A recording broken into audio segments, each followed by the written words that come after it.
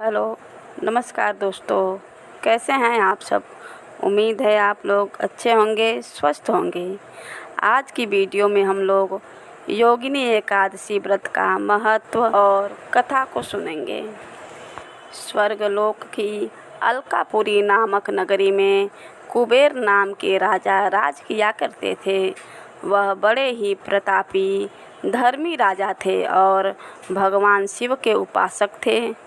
आंधी आए, तूफान आए या कोई भी बाधा उन्हें भगवान शिव की पूजा करने से नहीं रोक सकती थी।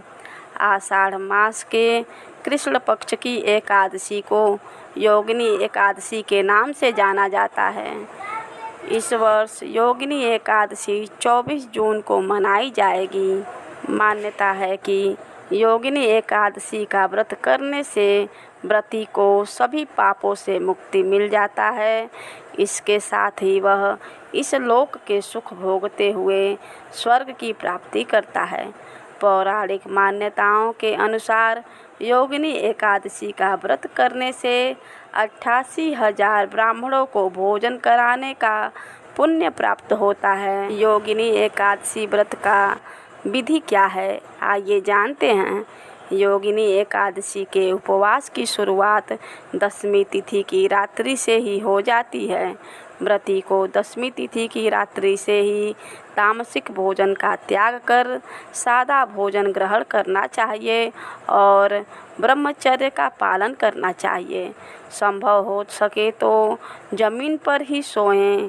प्रातःकाल उठकर नित्य कर्म से निजात पाकर स्नान आदि के पश्चात व्रत का संकल्प लें।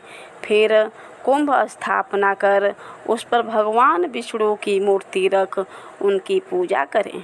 भगवान नारायण की मूर्ति को स्नान कराकर भोग लगाएं। पुष्प, धूप, दीप आदि से आरती करें। पूजा स्वयं भी कर सकते हैं और किसी विद्वान ब्राह्मण से भी करा सकते हैं। दिन में योगिनी एकादशी की कथा भी जरूर सुननी चाहिए। इस दिन दान धर्म करना भी बहुत कल्याणकारी होता है। इस दिन पीपल के पेड़ की पूजा करने से बहुत लाभ प्राप्त होते हैं। रात्रि में जागरण करना भी आवश्यक है। इस दिन दुर्व्यसनों से भी दूर रहना चाहिए और सात्विक जीवन जीना चाहिए। आइए योगिनी एकादशी व्रत की कथा को सुने। पौराणिक कथा के अनुसार एक बार धर्मराज युधिष्ठिर भगवान श्री कृष्ण से एकादशी के व्रत का महात्म्य सुन रहे थे। उन्होंने भगवान श्री कृष्ण से कहा, भगवान, आषाढ़ माह के कृष्ण पक्ष की एकादशी का क्या महत्व है और इस एकादशी का नाम क्या है? भगवान श्री कृष्ण ने कहा, हे राजन, इस एकादशी का नाम योगिनी है। समस्त जगत में जो भी इस एकादशी के दिन विधिवत उपवास रखता है, प्रभु की पूजा करता है, उसके सभी पाप नष्ट हो जाते हैं। वह अपने जीवन में तमाम सुख सुविधाओं भोग विलास का आनंद लेता है और अंत काल में उसे मोक्ष की प्राप्ति होती है। योगिनी एकादशी का यह उपवास तीनों लोकों में प्रसिद्ध है। तब युधिष्ठिर ने कहा, प्रभु, योगिनी एकादशी के महत्व को आपके मुखारविंद से सुनकर मेरी उत्सुकता और भी बढ़ गई है। कृपया इसके बारे में थोड़ा विस्तार से बताएं। इस पर भगवान श्री कृष्ण ने कहा, हे धर्मराज, मैं पुराणों में वर्णित एक कथा सुनाता हूँ, उसे ध्यानपूर्वक सुनना। स्वर्गलोक की अलकापुरी नामक नगरी में कुबेर नाम के राजा राज किया करते थे। वह बड़े ही धर्मी राजा थे और भगवान शिव के उपासक थे। आंधी आए, तूफान आए या कोई भी बाधा उन्हें भगवान शिव की पूजा करने से नहीं रोक सकती थी। भगवान शिव के पूजन के लिए हेम नामक एक माली फूलों की व्यवस्था करता था। वह रोज पूजा से पहले राजा कुबेर को फूल देकर जाया करता था। हेम अपनी पत्नी विशालाक्षी से बहुत प्रेम करता था वह बहुत सुंदर स्त्री थी। एक दिन क्या हुआ कि हेम पूजा के लिए पुष्प तो ले आया, लेकिन रास्ते में उसने सोचा अभी पूजा में तो समय है, क्यों न घर चला जाए। फिर उसने अपने घर की राह पकड़ ली। घर आने के बाद अपनी पत्नी को देखकर वह कामासक्त हो गया और उसके साथ रमण करने लगा। उधर पूजा का समय बीता जा रहा था और राजा कुबेर पुष्प न आने से व्याकुल हुए जा रहे थे। जब पूजा का समय बीत गया और हेम पुष्प लेकर नहीं पहुंचा, तो राजा ने अपने सैनिकों को भेजकर उसका पता लगाने का आदेश दिया।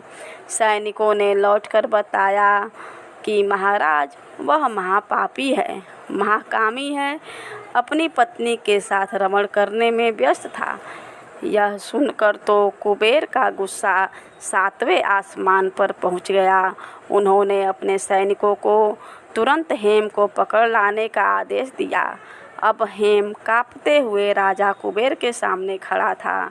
क्रोधित कुबेर ने कहा, हे नीच महापापी, तुमने कामवश होकर भगवान शिव का अनादर किया है। मैं तुझे शाप देता हूँ कि तू स्त्री का वियोग सहेगा और मृत्यु लोक में जाकर कोढ़ी होगा। अब कुबेर के शाप से हेममाली भूतल पर पहुँच गया और कोढ़ग्रस्त हो गया। स्वर्गलोक में वास करते करते उसे दुखों की अनुभूति नहीं थी, लेकिन यहाँ पृथ्वी पर भूख प्यास के साथ साथ कोढ़ से उसका सामना हो रहा था। उसे उसके दुखों का कोई अंत नज़र नहीं आ रहा था। वह एक दिन घूमते घूमते मार्कंडेय ऋषि के आश्रम पहुँच गया। आश्रम की शोभा देखते ही बनती थी। ब्रह्मा की सभा के समान ही मार्कंडेय ऋषि की सभा का नज़ारा भी था। वह उनके चरणों में गिर पड़ा और महर्षि के पूछने पर अपनी व्यथा से उन्हें अवगत कराया। अब ऋषि मार्कंडेय ने कहा, तुमने मुझसे सत्य बोला है, इसलिए मैं तुम्हें एक उपाय बताता हूँ। आषाढ़ मास के कृष्ण पक्ष की योगिनी एकादशी होती है। यदि तुम इसका विधि पूर्वक व्रत करोगे तो तुम्हारे सभी पाप नष्ट हो जाएंगे। अब माली ने ऋषि का साष्टांग प्रणाम किया और उनके बताए अनुसार योगिनी एकादशी का व्रत किया। इस प्रकार उसे अपने शाप से छुटकारा मिला और वह फिर से अपने वास्तविक रूप में आकर स्त्री के साथ सुख से रहने लगा। भगवान श्री कृष्ण कथा सुनाकर युधिष्ठिर से कहे, हे राजन, 88,000 ब्राह्मणों को भोजन कराने के पश्चात जितना पुण्य मिलता है, उनके समान पुण्य की प्राप्ति योगिनी एकादशी का विधि पूर्वक उपवास रखने से होती है। और व्रती इस लोक में सुख भोग कर उस लोक में मोक्ष को प्राप्त करता है। बोलो विष्णु भगवान की जय। बोलो महालक्ष्मी की जय।